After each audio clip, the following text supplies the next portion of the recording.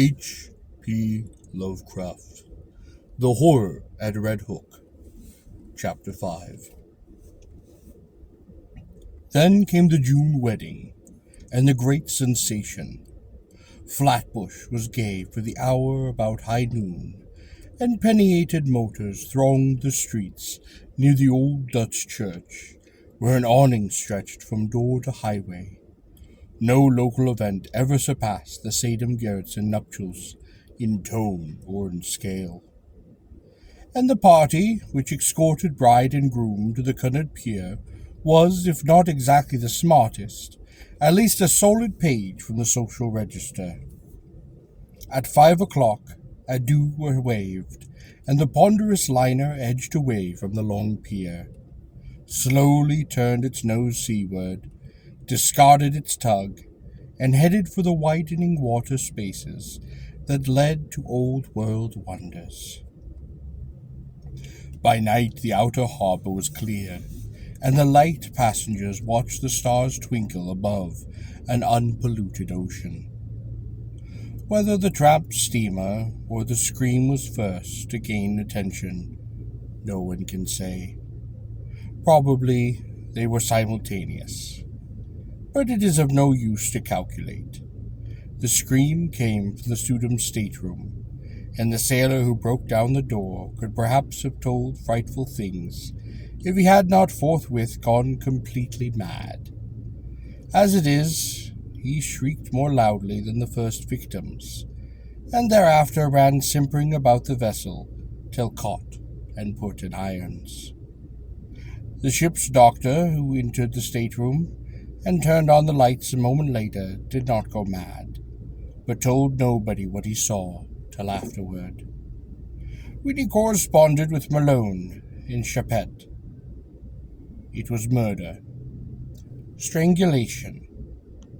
But one need not say that the claw mark on Miss Sidham's throat could not have come from her husband's or any other human hand, or that upon the white wall there flickered for an instant an inhateful red, a legend, which, copied from memory, seems to have been nothing less than the fearsome Chaldee letters of the word Lilith. One need not mention these things, because they vanished so quickly. As for Sidam, one could at least bar others from the room until no one knew what to think oneself. The doctor distinctly assured Malone that he did not see it. The open portal, just before he turned on the lights, was clouded for a second with a certain phosphorescence, and for a moment there seemed to echo in the night outside the suggestion of a faint and hellish tittering. But no real outline met the eye. As proof, the doctor points to his continued sanity. Then the tramp steamer claimed all attention. A boat put off, and a horde of swart, insolent ruffians in officers' dress swarmed aboard the temporary halted Grenada. They wanted Sadam or his body. They had known of his trip, and for certain reasons were sure he would die. The captain's deck was almost a pandemonium, for at that instant, between the doctor's report from the stateroom and the demands of the men from the tramp, not even the wisest and gravest seamen could think what to do. Suddenly the leader of the visiting mariners, an Arab with a hatefully negroid mouth, pulled forth a dirty crumpled paper and handed it to the captain. It was signed by Robert Sadam, and bore the following odd message: In case of sudden or unexplained accident or death upon my part, please deliver me or my body unquestioningly into the hands of the bearer and his associates. Everything, for me, and perhaps for even you, depends on absolute compliance. Explanations can come later. Do not fail me now. Robert Sadam. Captain and doctor looked at each other, and the latter whispered something to the former. Finally, they nodded rather helplessly and led the way to the Satan's stateroom. The doctor directed the captain's glance away as he unlocked the door and admitted the strange seaman.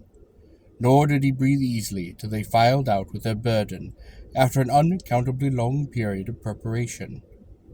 It was wrapped in bedding from the berths, and the doctor was glad that the outlines were now very revealing. Somehow the men got the thing over the side and away to their tramp steamer without uncovering it. The Canadair started again, and the doctor and the ship's undertaker sought out the Satan's stateroom to perform what last services they could. Once more the physician was forced to reticence, and even to mendacity, for a hellish thing had happened. When the undertaker asked him why he had done so, nor did he point to the vacant bottle spaces on the rack, or to the odor in the sink, which shewed the hasty disposition of the bottle's original contents. The pockets of those men, if men they were, had bulged damnably when they left the ship. 2 hours later, and the world knew by radio all that it ought to know of that horrible affair.